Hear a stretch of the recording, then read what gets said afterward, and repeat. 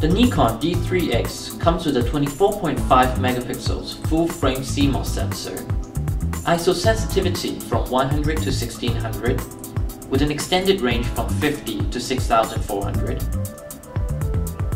51-point autofocus system, a 3-inch 920K dots LCD, live view functions, continuous burst speed up to 5 frames per second, dual CF memory card slots, and a durable magnesium alloy professional body with weather sealing.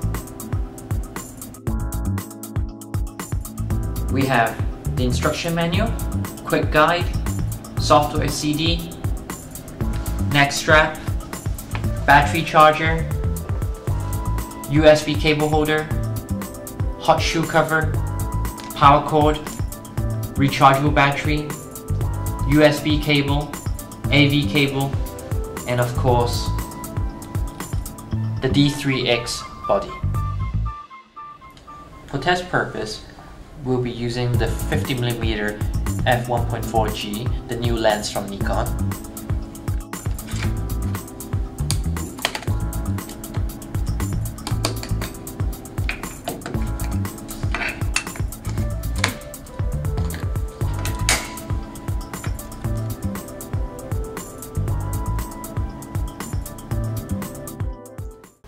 Picking up the Nikon D3X, the first thing that comes to mind is that it's very similar to the D3. In fact, other than the logo, the layout of the buttons, the size of the LCD, the connections is all the same. Looking at the connections, we have the same USB, power, DC in, AC, AV out, and the HDMI connector, which is all exactly the same. On the other side, we also have the same dual CF card slot. Now this is very useful in the D3X, especially when you consider that you're having 50 megabyte files for each raw shot or about 72 megabytes for TIFF.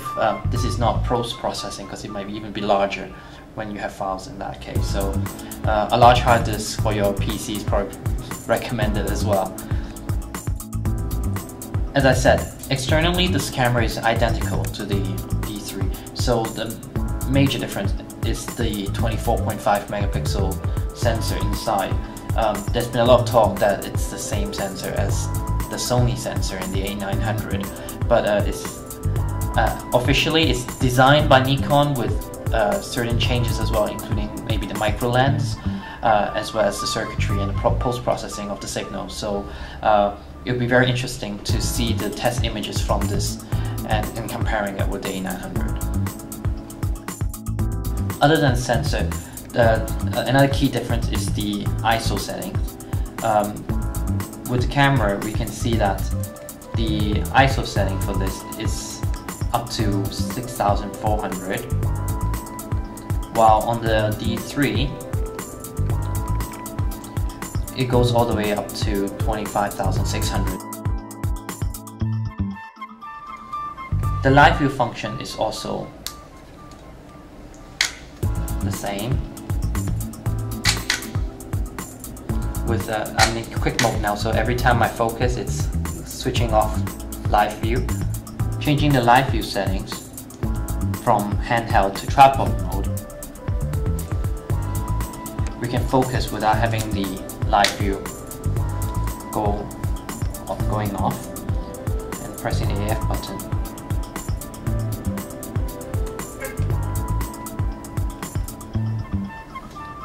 We can see that it still takes quite a lot longer, just like the D3.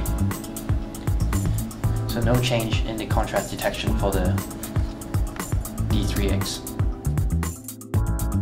Now, other than the ISO change, there's another change in terms of the continuous burst speed. The D3X is capable of 5 frames per second as opposed to the D3, which is capable of 9 frames per second. But this is very reasonable considering that the resolution is more than twice as much.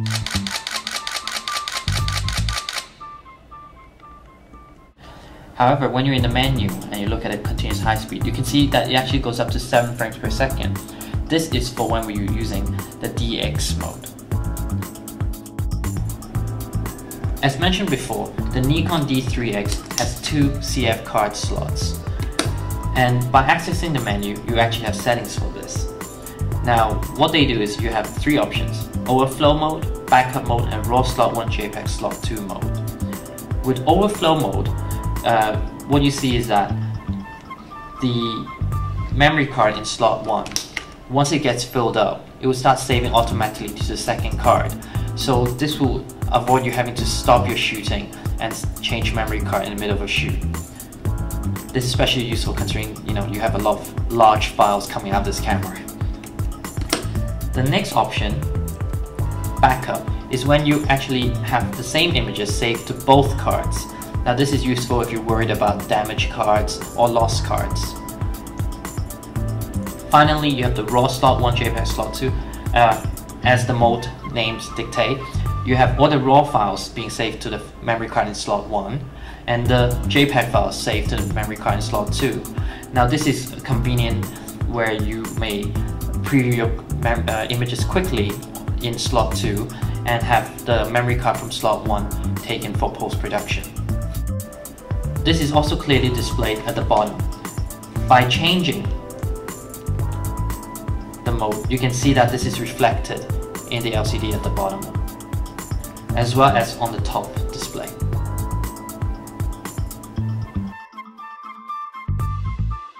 In this video, we have covered a few of the main areas of this camera. However, it's not enough to give you a very clear idea of what this camera is capable of. For more information, please view our website DigitalRev.com for a more comprehensive hands-on review of this camera with full-size test images for you to compare.